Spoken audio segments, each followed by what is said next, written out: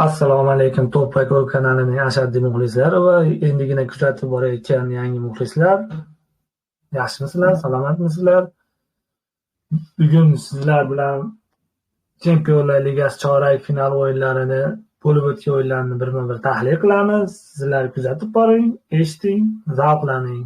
Futbol bu shunchaki o'yin emas, u yuraklarda dukullashib eshitiladigan lahzalardir. Bu ba'zida bir zarba, bittagina pas butun bir xalqni sukutga soladi yoki olqishga ko'ndiradi. Bu hafta Chempionlar Ligasi tarixidagi eng dramatik, eng hissiyotli o'yinlar guvohi bo'ldik. Real Madrid muxlislari tush ko'rayotgan edi, chiqamiz deb keyingi bosqichga, lekin Arsenal ularni uyg'otib yubordi.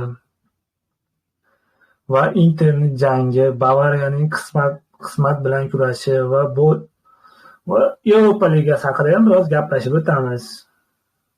Bu videoda nafaqat gollarni, balki yurakni titratgan har bir sekundni, murabbiylarning miyada ish tutgan qarorlari va yashirin taktik urushlarini ochib beramiz sizlarga.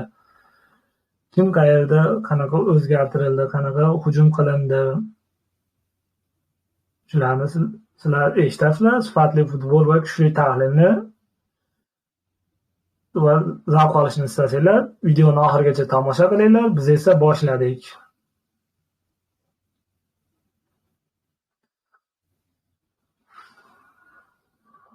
Birinchi bo'lib Borussia Dortmund Signal Iduna Park stadionida bo'lib o'tgan javob uchrashuvi haqida to'xtalamiz. Bu o'yin juda ham qiziqarli ruhda kechdi. Barselona bu stadionga g'alaba ishonchi bilan yetib keldi, ammo u yerda bir narsa bor edi. Borussia Dortmundning ishonchi, u yerda atmosfera jamoaga o'zgacha xizmat qildi, o'zgacha yordam berdi. Borussia muxlislari nafaqat tribunani, balki o'yinning ruhini ham egallab oldi. Flickning uslubiga, pressingiga qarshi nemischa intizom va portlovchi qarshi hujumlar. Ademi va Gurassining hujumlari sahnaga chiqdi, oldinga chiqdi. Va birinchi bo'limda Kataloniya biroz so'nib qoldi. Bu shunchaki o'yin emas, bu motivatsiyaning kuchini ham belgilab berdi, ko'rsatib berdi. Bu o'yinda taktik urush, jamoalarning ruhiyati ham biroz ustunlik berdi bu o'yinda. Keling endi buni chuqurroq tahlil qilamiz.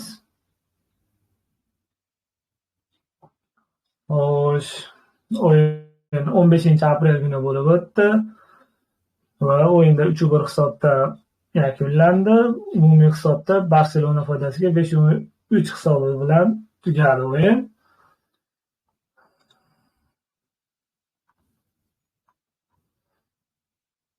Mana statistikalarni ko'rib turibsizlar. Statistikalarni ko'rib turganingizcha men sizlarga o'yinni tahlil qilib beraman. O'yinning birinchi bo'limida Dortmund yuqori pressing bilan boshladi.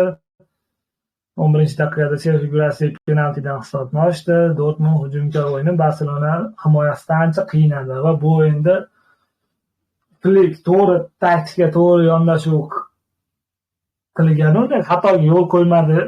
Mening nazarimda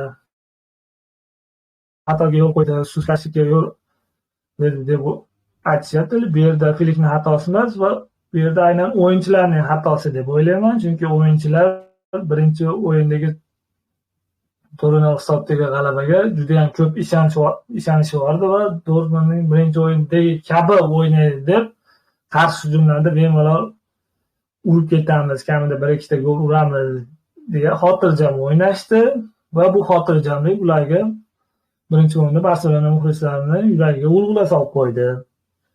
Chunki Barselona deyarli hujum qilmadi. Birinchi bo'limda bittagina hujum amalga oshirdi.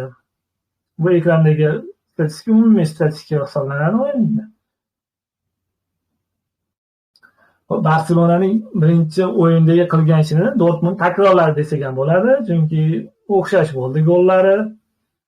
Ikkinchi gol ayniqsa ikkinchi bo'limda 49-daqiqada Gurassi burchak to'pidan Benzabanining passidan so'ng boshi bilan gol urdi Urasi va to'proqlar bahsida oldinga chiqib oldi. 12 ta gol, 13 ta gol bilan, nazarimda 13 ta gol edi. Va Flik buni ko'rdiki, angladiki, to'g'ri xulosa qildiki, hozir o'yinni shu lahzada qutqarib qola olmasa, Dortmund kambek qilishga qarab ketayotgan edi. Va markazda to'p nazoratini butunlay Dortmundga topshirib qo'ygandi. To'pni olib qo'ya olmayotgan edi Barselona va buni tushungan holda xato, boshlang'ich tarkibdagi xatosi Pedrini zaxiradan maydonga tushirdi va maydon markazini tartibga soldi. To'p nazoratini Barselona o'ziga oldi va hujumlar qilishni boshladi Pedri bilan. Shundan ko'rinib turibdiki, Pedri hozir Barselonaning yuragiga aylanib qolgan. Yo'qki boshqalar aytadiki, Rafinha yoki Lamine Yamal, Lewandowski Barselonaning yuragi deyishadi. Yo'q, aslida Pedri uning yuragi ekanligi, motori ekanligi, Barselonaning motori ekanligini shu o'yindagi bir bo'limda anglab oldik. Pedri tushgani bilan Barselona o'yini 180 gradusga o'zgarib ketdi.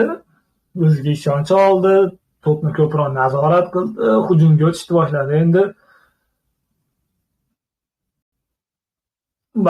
Dortmundni bu gollar urishiga sabab Balleni yo'qligi sabab deb o'ylayman va o'yindan oldingi tahlilda ham aytgan edi.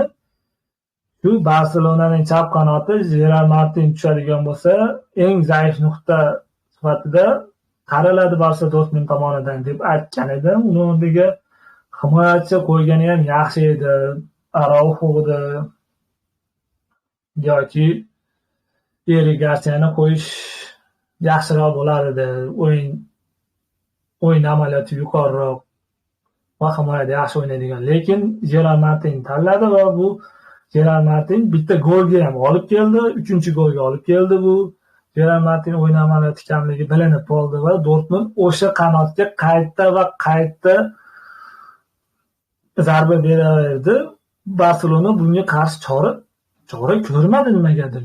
Juda ko'p ishonchi bordi shekilli. Unga yordam bermadi ko'p hollarda Gerard Martinga.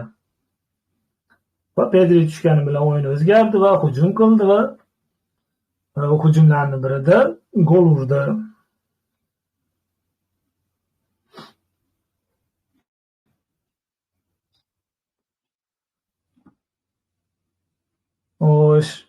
Barsa Dortmund yuqori pressing bilan tezkor qanotlar orqali hujum qildi. Aytib o'tgandek, Gerard Martinni zaif nuqta sifatida ko'rdi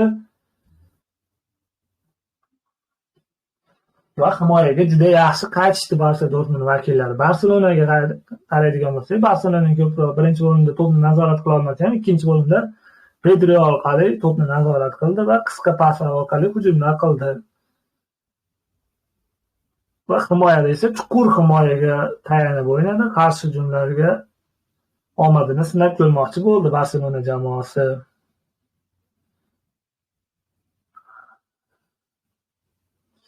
Va bu o'yinda Lamine Yamalning ham charchoqlari biroz sezildi deb o'ylayman nazarimda, chunki juda ko'p to'plarni yo'qotdi. Garchi zarbalari yaxshi chiqqan bo'lsa ham charchoq alomatlari baribir sezilyapti Barselona jamoasi o'yinchilarida. Yuqori darajada o'ynay olmayapti, driblinglarni muvaffaqiyatli amalga oshira olmayapti. Nima deb o'ylaysizlar? Shu charchoq alomatlar sezilyaptimi? O'z fikrlaringizni yozib qoldiringlar. Va bu o'yinda Renato Araujo'ni xatoga yo'l qo'yganini ko'pchilik aytyapti. To'pni qaytarishda xatoga yo'l qo'ydi deb aytishyapti. Yo'q, bu yerda Araujo'ni xatosi emas, bu yerda tayanch o'yinchilarning xatosi deb o'ylayman, chunki himoyachidan qaytgan to'pda u yerda hujumchini to'xtatadigan tayanch yarim himoyachisi to'pni olib chiqib ketish kerak edi. Bu yerda Araujo'ni xatosi emas deb o'ylayman nazarimda. Barselona tayanch yarim himoyachisi yo'qligi ko'p o'yinlarda baribir sezilib qoladi shu hollarda. Chunki u joyda doim hujumchini yopib turadigan joy tayanch o'yinchisini joyi hisoblanadi-da. Qaytgan to'pni olib chiqib ketish kerak. Himoyachining vazifasi ko'proq blok qo'yish hisoblanadi. Darvozaga blok qo'yish va hujumchilarni ko'p yopish hisoblanadi-yu, lekin bu yerda Araujo yaxshi harakat qildi. Endi bu yerda Gurasi paydo bo'lib qoldi. Juda yaxshi pozitsiyada edi. Va gol urib ketdi. 3-golga aytyapman. Mana Gerard Martin qanotdan hujum uyushtirilgan golni aytyapman.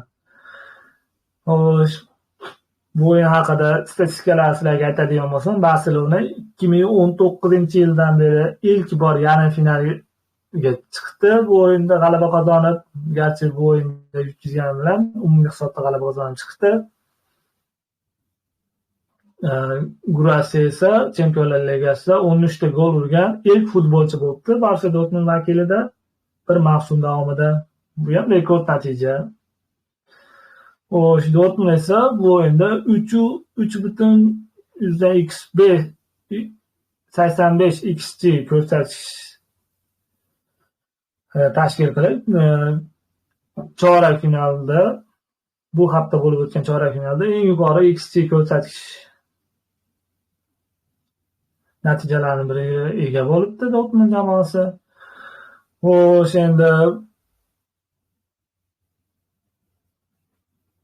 bu o'yindan keyin Barselona jamoasi keyin yarim finaldagi raqibi Inter jamoasi bo'ldi va Inter jamoasi bilan ko'p meni nazarimda anchagina qiynaladi, chunki Barselona muxlislari ham, Barselona vakillari ham ko'proq Bavariyani tushishini xohlayotgandi, chunki Bavariya Barselonaga juda qulay raqib hisoblanadi. Buni o'yin oldingi tahlillarimda ham aytib o'tgan edim. Chunki Barselona ochiq jamoalarga qarshi juda yaxshi o'ynaydi, lekin yopiq jamoa, himoyaviy uslubda o'ynaydigan jamoalarga qarshi gol urishda, vaziyat yaratishda anchagina qiynalyapti.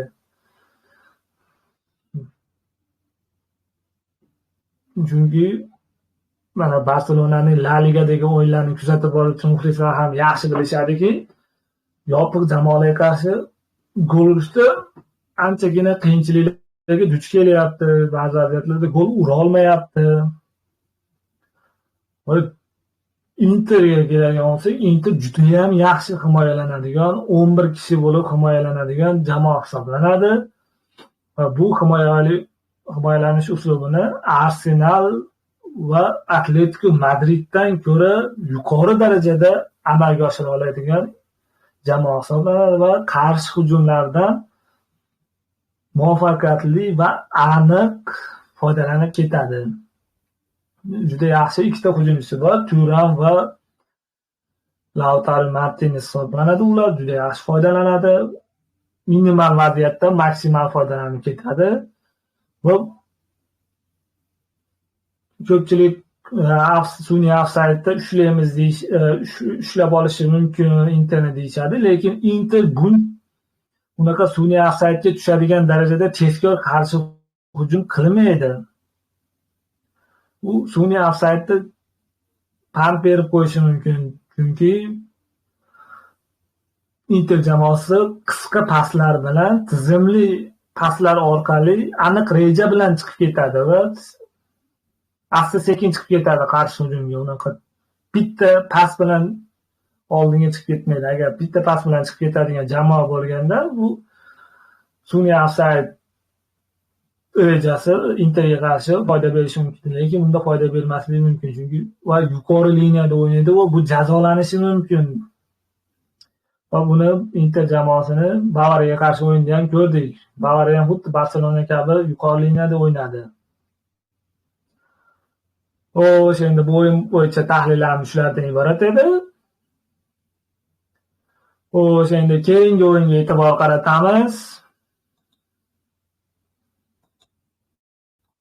Keyingi o'yin Aston Villa o'z uyida Parij jamoasining Paris Saint-Germain jamoasini qabul qildi va bu o'yinda 3-2 hisobda g'alaba qozondi. Lekin bu 3-2 hisob keyingi bosqichga chiqish uchun yetarli bo'lmadi. Hop, bu o'yinda mana to'p nazoratini ko'rib turibsizlar, PSG jamoasi yaqqol ustunlik qilgan. 61-39. Umumiy vaziyatlarda biroz tenglik. Aston Villada biroz ustunlik ham bor. 16-14. Hujum qilishda mana Aston Villa oxirida faol o'ynadi ikkinchi bo'limda. 43-38. Mana paslar aniqligi 80%ga 90% aniqlikda ko'rib turibmiz. Xo'sh, endi o'yinga keladigan bo'lsak, o'yinda PSG jamoasi o'yinni faol boshladi. Kutilganidek, ko'pchilik kutganidek faol boshladi va o'yinning 11-daqiqasida Ashraf Hakimi PSG jamoasini oldinga olib chiqdi va 27-daqiqada Nuno Mendes hisobni 2-0 ga yetkazdi. Va bundan keyin bo'ldi, o'yinni intriga tugadi deb o'ylashdi ko'pchilik. Lekin bunga javoban Aston Villa javob berdi va Yuri Tillemans Aston Villa uchun birinchi golini urdi bu o'yinda. Va birinchi bo'lim 2-1 hisobda yakunlandi. Ikkinchi bo'limda esa 58-daqiqada Jon Maggining uzoq masofadan zarbasi bilan hisobni tenglashtirdi 2-2 hisobda. 57-daqiqada Ezri Konsa burchak to'pidan so'ng gol urib Aston Villani oldinga olib chiqdi va intriga kuchayib ketdi bu o'yinda. Intriga oxirgi lavhalargacha saqlanib qoldi.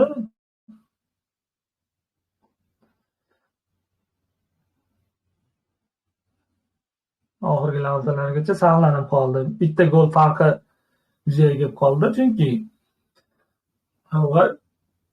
Donnarumma bu o'yinda qahramonliklar ko'rsatdi, chunki 2-3 vaziyatlarda muqarrar gollardan olib chiqadigan seyflar amalga oshirdi va bu seyflari Parij jamoasini keyingi bosqichga chiqish uchun yetarli bo'ldi. Aston Villa bu o'yinda chuqur himoya va pressing bilan o'ynadi, chekka qarshi hujumlarga tayanib, PSG esa to'p nazoratini olib qisqa paslar orqali hujum qildi. Va aytib o'tgandek, PSG juda ham yaxshi hujum tashkil qiladi. Jamoa o'yinchilari joylarini juda tez o'zgartiradi va bu har qanday raqib jamoasiga qiyinchilik tug'diradi. Ikki qanot vingillari Mendes va Hakimi oldingi chiziqqa o'tib, hujumchi vingillariga bo'ysug'ini yaratib beradi. Va bu qiyinchilik tug'diradi har qanday jamoaga. Va Aston Villa juda yaxshi raqib ekanligini ko'rsatdi bu o'yinda.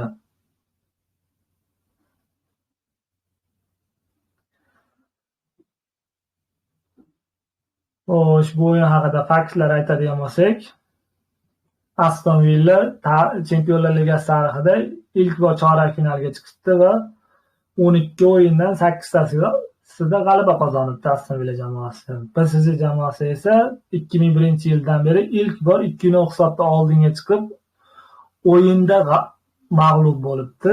Bu ham qiziqarli statistika.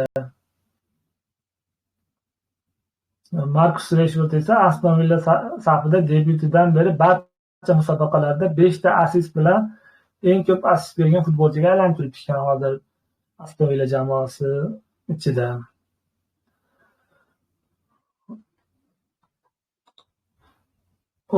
Endi keyingi o'yinga e'tibor qaratamiz. Keyingi o'yin Giuseppe Meazza Inter o'z uyida Bavariyani qabul qildi javob o'yinida va durang bo'ldi bu o'yinda. Va o'tgan o'yindagi bitta gol Interni keyingi bosqichga olib chiqdi. Mana statistikalarni ko'rib turibsizlar. Bavariya bor kuchi bilan hujumlar qildi. Lekin Inter kerak bo'lsa hujum qilishini, kerak bo'lsa to'p nazoratini olishdi va kerak bo'lsa gol ura olishini ko'rsatib qo'ydi. O'tgan o'yinda ham, bu o'yinda ham. Kerak bo'lsa, o'yinni tempini ushlab turishdi. O'yinni Inter juda yaxshi nazorat qila olar ekan. Ikkita o'yinni ham ko'rdimki, jonli efirda ko'rdim. Inter o'yinni juda ham yaxshi nazorat qilyapti. Qaysi paytda hujumga o'tish kerakligini, qaysi paytda chuqur himoyalanish kerakligini va qaysi paytda tempni tushirish, qaysi paytda tempni biroz ko'tarish kerakligini hamma narsani o'z vaqtida murabbiy amalga oshiryapti, Inter jamoa murabbiysi. Bunga hayron qolmasdan iloji yo'q. Xo'sh, to'p nazoratida ko'rib turibsizlar, Bavariya jamoasi 60%. Umumiy vaziyatlarda esa mana ko'rib turibsizlarki, Bavariyada 20 vaziyat bo'lgan, Inter esa 15 ta. Hujumlar esa Bavariyada mutlaq ustunlik 60-29 va Interning biton himoyasini Bavariya o'yinchilari yo'q qila olishmadi va bo'shliqlarda ocha olishmadi, chunki juda ham zich himoyalanishdi va Inter jamoasiga bittagina gol urganda extra time orqali nimadirlar qilishi mumkin edi, lekin Inter bunga yo'l qo'ymadi. Xo'sh, XG ga qaraydigan bo'lsak, Bavariyada XG 1.8, Interda esa 1.4 ekan. Xo'sh, o'yin haqida keladigan bo'lsak, o'yinning 27-daqiqasida Harry Kane oldinga olib chiqdi va ikkinchi bo'limda 61-daqiqada Lautaro Martinez Interni hisobni tenglashtirdi. 64-daqiqada esa Benjamin Pavard Interni oldinga olib chiqdi va 76-daqiqada Erik Dyer Bayer uchun hisobni tenglashtirdi. Taktik hujumlarga qaraydigan bo'lsak, Inter jamoasi tezkor qarshi hujumlar va standart vaziyatlarda ko'proq foydalandi. Bavariya esa to'p nazoratiga e'tibor qaratdi, qisqa paslar orqali pozitsion hujum qilishga harakat qildi. Himoyada esa tezkor qaytishlari foyda berdi, ba'zi hollarda foyda berdi, ba'zi hollarda foyda bermadi. Va kutilganidek Bavariyada Jamal Musialaning yo'qligi va himoyada o'yinchilarning yo'qligi bu o'yinda sezildi. Chunki u o'yinchilar bo'lganida qarshi hujumlarni o'tkazib yubormasdi va eng muhimi Noyerning ham yo'qligi sezildi. Noyer ba'zi vaziyatlarda achib chiqishi mumkin edi deb o'ylayman. Sizlar nima deb o'ylaysizlar? Bavariyaning keyingi bosqichga chiqa olmaganligi asosiy sababi jarohatlar deb o'ylayman. Agar to'liq kuch bilan Inter kabi to'liq kuch bilan yetib kelganida albatta keyingi bosqichga chiqishi mumkin edi deb o'ylayman. Xo'sh, bu o'yin haqida statistikalarni haqida aytib o'taman. Lautaro Martinez Inter safida 150-golini uribdi va Chempionlar Ligasi musobaqasida ketma-ket 5 o'yinda gol urgan ilk futbolchiga aylandi Inter safida. Xo'sh, Bavariya esa so'nggi 5 mavsumda 4-marta chorak finalda musobaqalarni tark etdi. Bu ham yomon. Inter esa keyin bosqichda aytganimdek Barselona bilan o'ynaydi va o'zi uchun nisbatan qulay raqib hisoblanadi Inter uchun. Chunki qarshi hujumlardan bemalol gol urib ketadi. Barselona yuqori liniyada o'ynaydi va yuqori liniyani Inter jamoasi tizimli paslar orqali, qarshi hujumlar orqali bemalol foydalanib ketishi mumkin deb o'ylayman. Va yarim finalda Inter va Barselona jamoasida sizlar qanday natija kutyapsizlar birinchi o'yinda? O'z taxmininglar va fikrlaringizni yozib qoldiringlar. Men nazarimda birinchi o'yinda uch qaysi jamoa katta tavakkalga yo'l qo'ymaydi deb o'ylayman va bu o'yin Barselona o'z uyida o'ynaydi va o'z uyida o'ynashligi sababli men biroz ustunlik beraman Barselona jamoasiga. Inter esa qarshi hujumlardan foydalanishga harakat qiladi, lekin tavakkalga bormaydi deb o'ylayman. Barselona ham qulayroq hisobda keyingi o'yinga borish uchun harakat qilsa kerak deb o'ylayman. Sizlar nima deb o'ylaysizlar? O'z fikrlaringizni yozib qoldiringlar. Qanday hisobda taxmin qilyapsizlar birinchi o'yinida?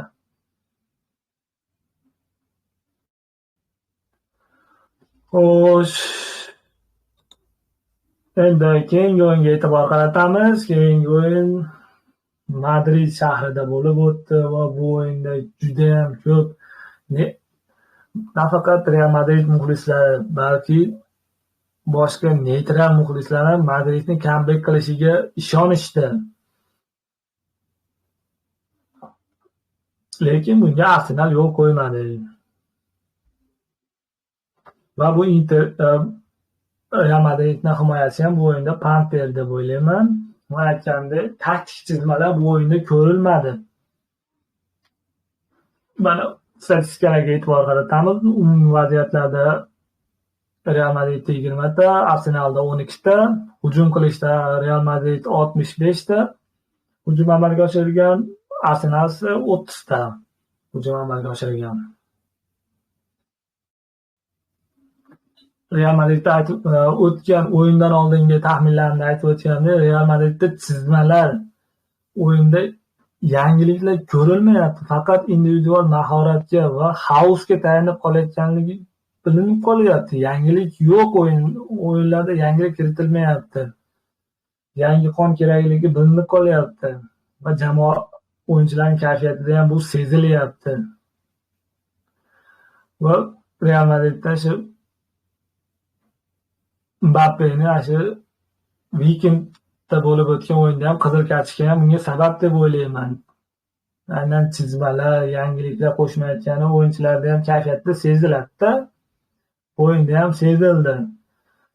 Va Arsenal jamoasining bosh murabbiyi Mikel Arteta bu o'yinga juda yaxshi tayyorlanganini va Madrid jamoasini ipidan ignasigacha batafsil ichigacha o'rganib chiqqanligi, detallargacha o'rganib chiqqanligi bilindi. Real Madridga hech qanaqasiga imkon qoldirmadi. Himoyalanib, kerak bo'lganda oldinga chiqib, kerak bo'lganda to'p nazoratini o'ziga olib, juda yaxshi amalga oshirdi bu o'yinda. O'yin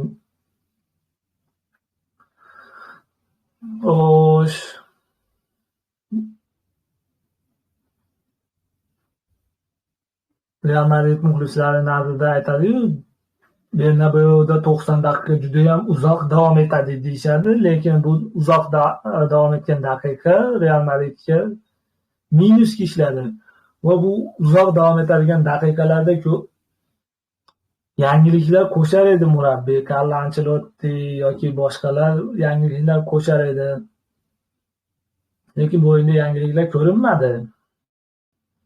Va bir xil narsadan qayta va qayta takrorlaverdi.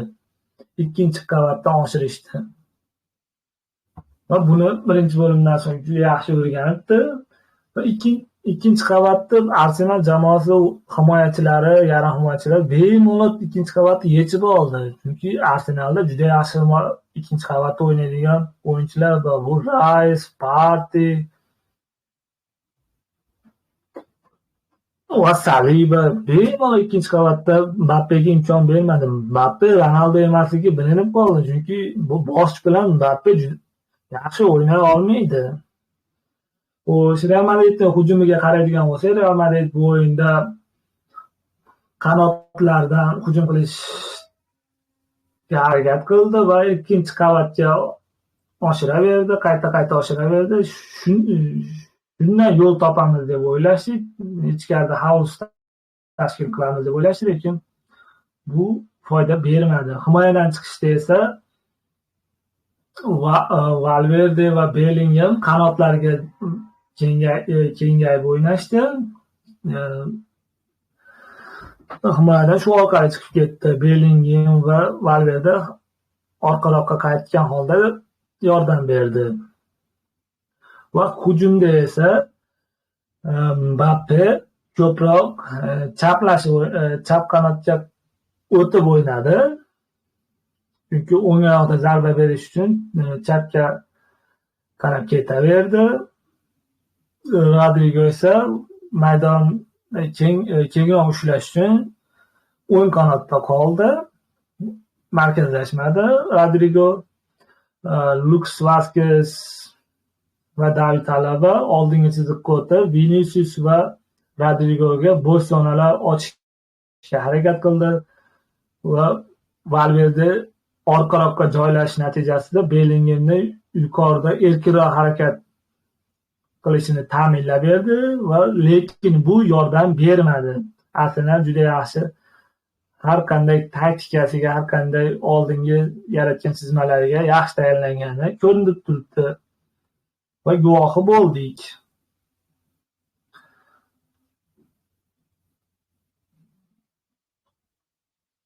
Va mening kutilmalarimda aytib o'tganda, bu birinchi bo'limdagi tezkor gol bo'lmagani bois Real Madrid o'yinchilarning ruhiyatini ancha tushirib yubordi deb o'ylayman. Bu ko'rinib ham qoldi. Ikkinchi bo'limda 3 ta gol ura olmasligi jamoa ruhiyatida sezildi baribir. Faol o'ynamadi, energiya yetishmagani bilindi. Agar birinchi bo'limda tezkor gol ura olganida edi, nimadir kutsak bo'lardi. Lekin ko'pchilik Real Madrid muxlislari ikkinchi bo'limda ham 3 ta gol urib olishi mumkin edi deb kutishdi. Lekin Arsenal bunaqa himoyalanishida, bunaqa tartibli himoyalanishida 3 ta golni shunchaki qo'yib yuborishi qiyin edi. Va bu Real Madridning bitta goli ham Salibaning tasodifiy xatoga yo'l qo'yishi natijasida ro'y berdi. To'g'ri, Real Madrid pressing evaziga amalga oshirildi. Va Salibani o'zini xatosi evaziga ham deb o'ylayman, ko'p xatosi evaziga. Agar xato qilmaganida Real Madrid gol ura olmas edi. Va bu Real Madridning Arsenalga qarshi yomon statistikasini buza olmadi va Arsenal Real Madrid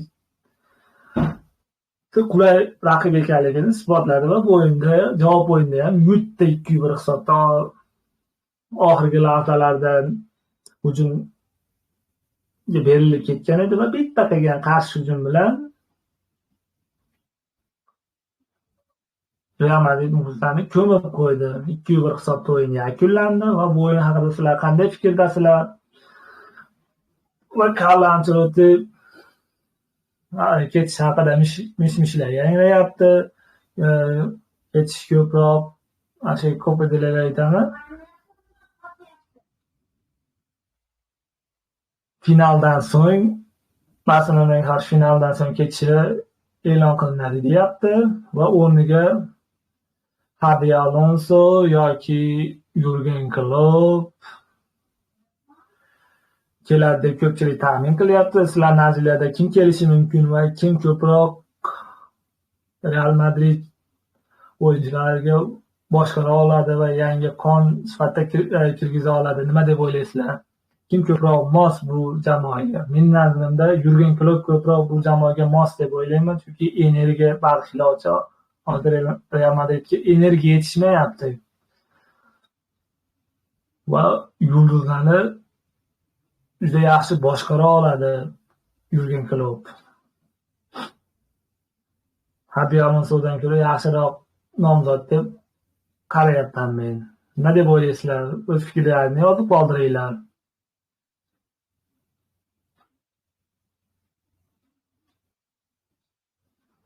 Xo'sh, bu o'yin haqida gapiradigan bo'lsak,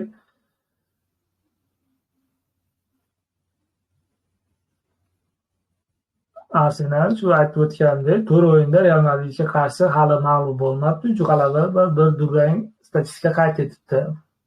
Bukayo Saka esa 16 o'yinda 9 gol va 6 assistda ishtirok etibdi.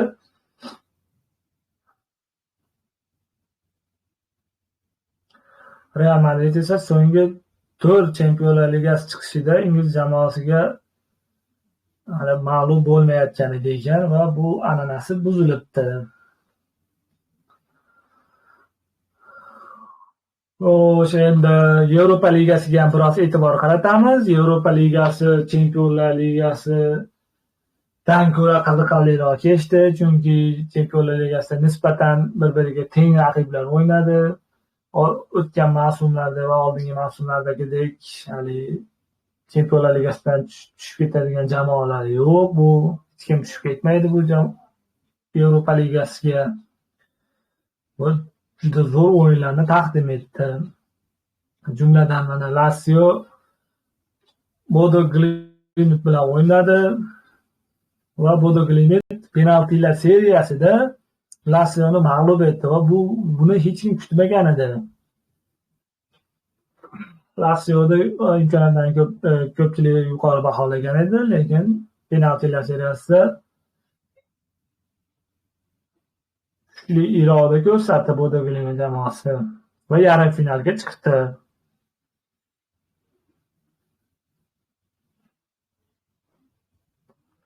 Xo'sh, bu o'yin haqida aytadigan bo'lsak, umumiy zarbalar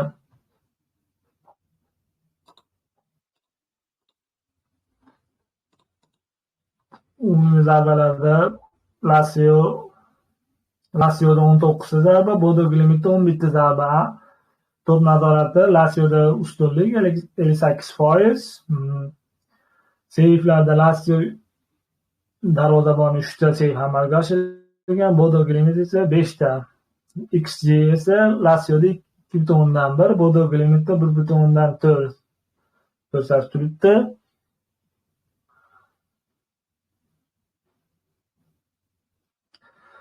Va bu keyingi bosqichga chiqishiga Bodo Glimt darvozaboni penaltilar seriyasida 2 ta seyfni amalga oshirganligi muhim rol o'ynadi deb o'ylayman.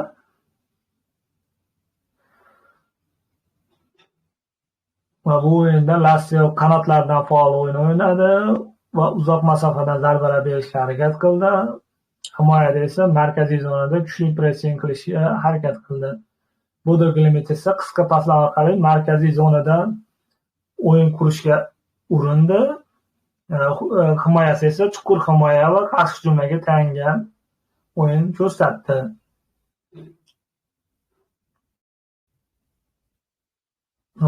Bu haqida qiziqarli faktlar sizlarga aytadigan bo'lsam, Bodo Glimt jamoasi Yevropa Ligasi tarixida yarim finalga chiqqan birinchi Norvegiya jamoasi sifatida tarixga kiribdi. Ushbu natija bilan Bodo Glimt yarim finalda Tottenham bilan to'qnash keladi. Xo'sh, endi keyingi o'yinga Tottenham o'yiniga e'tibor qaratamiz. Tottenham safarda Frankfurt bilan o'ynadi va kichik 1-0 hisobda g'alaba qozondi va umumiy 2-1 hisob bilan yakunlandi va keyingi bosqichga Tottenham chiqdi va yarim finalda Bodo Glimt jamoasi bilan o'ynaydi va yarim finalda kim yutishi mumkin deb o'ylaysizlar? O'z taxminlaringizni yozib qoldiringlar. Mening nazrimda birinchi o'yinda nisbatan teng o'yin bo'ladi deb o'ylayman, chunki Tottenhamda juda katta yo'qotishlar bor. Nom hozir juda katta ko'rinishi mumkin Bodo Glimtga nisbatan, lekin Lazio bilan o'yin buni ko'rsatib qo'ydi. Kerak bo'lsa har qanday jamoaga bosh og'riq bo'lishini va hech kimdan qo'rqmay o'yna olishini ko'rsatdi va Tottenhamda himoyasida, yarim himoyasida va hujumda ham travmalar juda ko'pligi bois Tottenham o'zini o'yinini ko'rsata olmayapti va Premier Ligada ham o'rta pog'onalarda boryapti, yuqori pog'onalarda ham emas. U o'yiniga salbiy ta'sir ko'rsatyapti va bu o'yinda yaqqol favorit bo'la olmaydi deb o'ylayman men nazrimda. Agar Son Heung-min nimadirlarni hal qilib ketmasa, birinchi o'yinda teng nuqtaga o'yin bo'ladi deb o'ylayman.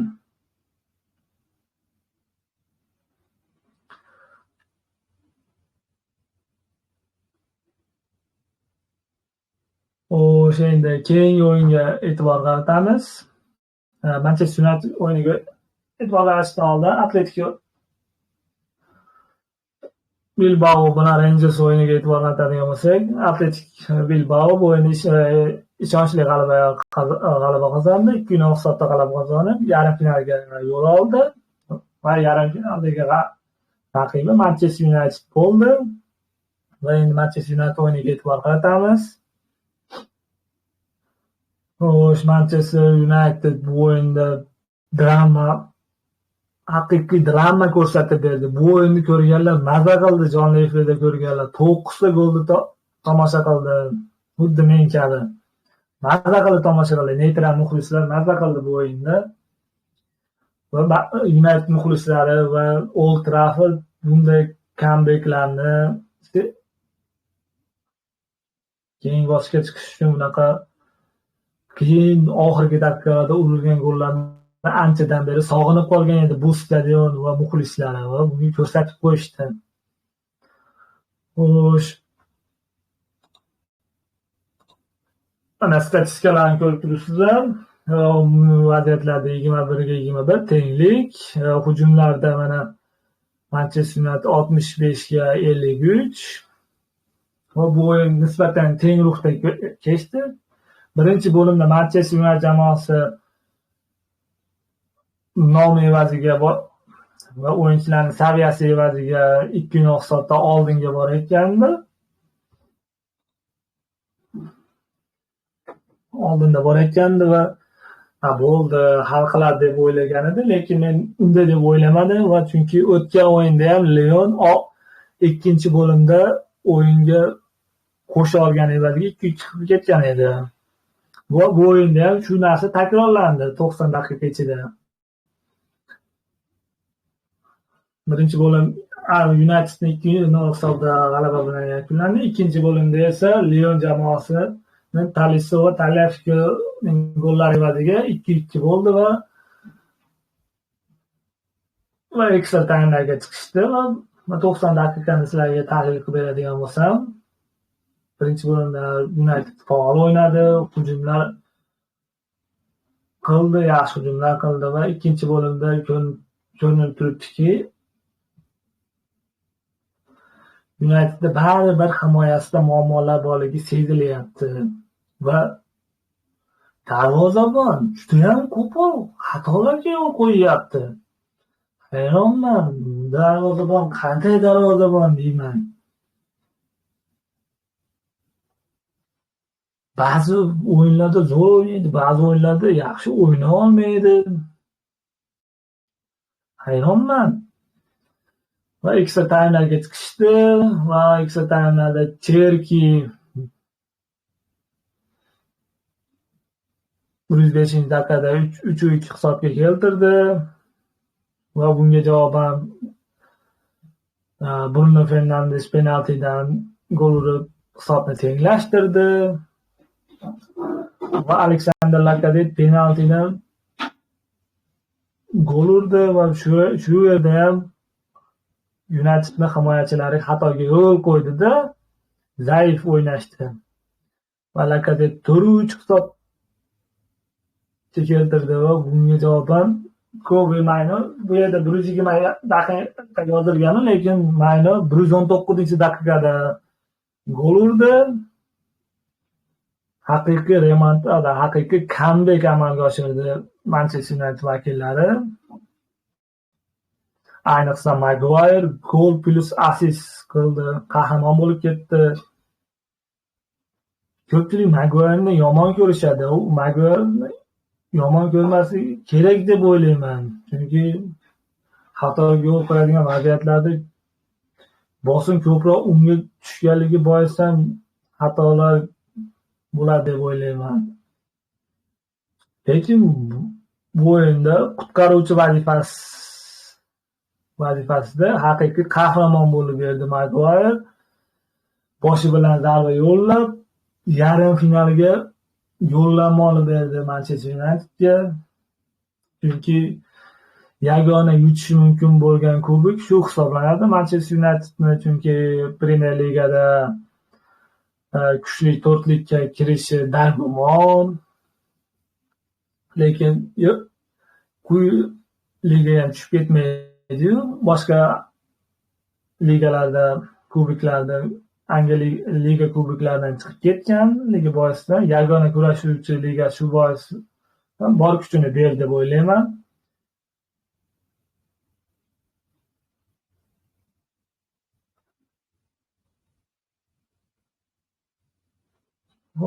Bu haqida statistikalarga e'tibor qaratadigan, faktlarga e'tibor qaratadigan bo'lsak, ushbu o'yin Yevropa Ligasi tarixida eng ko'p gol urilgan o'yinlardan biri bo'libdi. Va Manchester United yarim finalda Atletico Bilbao bilan to'qnash keladi. va bu g'alaba Manchester Yunaytedga 85 millionlik daromadni ta'minlash imkonini yaratibdi. 85 million yevro olibdi. Bu yaxshi. Va yarim finalda Manchester Yunayted jamoasi Atletik Bilbao bilan o'ynaydi. Nisbatan tenglikni ko'ryapman. Teng nuqta kechadi xuddi shu o'yin kabi. Chunki Manchester Atletik Bilbaoda ham juda yaxshi hujumchilar jamlangan. Ikkita Inaki Williams va Nico Williamslar qanotlardan juda yaxshi hujumlar tashkil qilishadi. Manchester United ancha qiyin ahvolga solib qo'yishi mumkin qarshi hujumlarda, ayniqsa. Manchester United eng zaif nuqtasi bu himoya deb o'ylayman. Garchi 5 ta himoyachi bilan o'ynayotgan bo'lsa ham himoyalanish paytida.